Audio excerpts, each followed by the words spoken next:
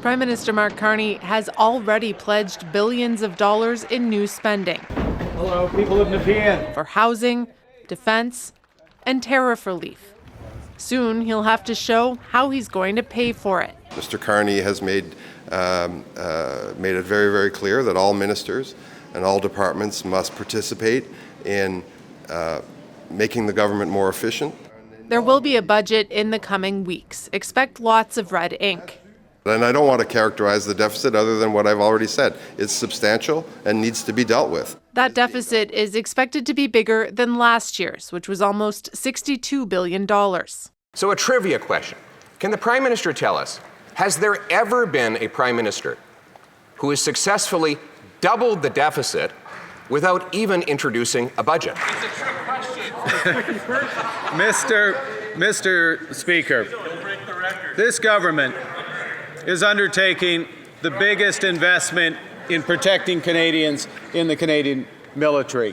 Earlier this year, ministers were asked to find ambitious savings, but exactly what could be cut, Liberals aren't saying. There are a lot of things that I think need to be reviewed in terms of excesses that may occur. How will government spending impact the outlook for Canada? It's still very early days. This economist says Mark Carney's budget has to help tariff-stricken sectors while also trying to boost long-term growth. Balancing those short-term needs with the long-term ones is going to be the biggest issue with this budget. How do they fine-tune this so that they come out with the right balance at the end?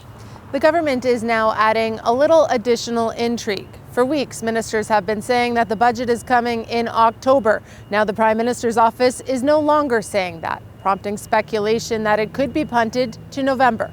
Kate McKenna, CBC News, Ottawa. Our chief political correspondent, Rosemary Barton, was, of course, watching the House very closely today. So, Rosie, it's hard to know, I guess, what to make of this first question period.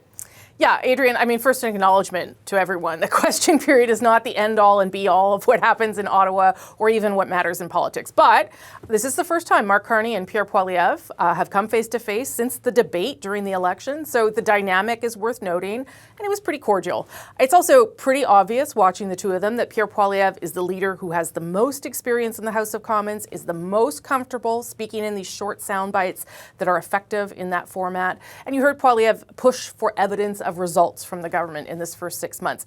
As you saw there in Ashley's story, the Prime Minister didn't have the best showing today. He was struggling to answer within the time constraints of question period. But perhaps the more critical issue for him, he wasn't really able to communicate clearly in this setting anyway, what the government has done over the past 6 months and how those decisions will affect or help Canadians. One final thing to watch for, Adrienne, though, as well as delivering on some of these promises this fall, the government will also be looking for ways to collaborate with other parties to get legislation passed.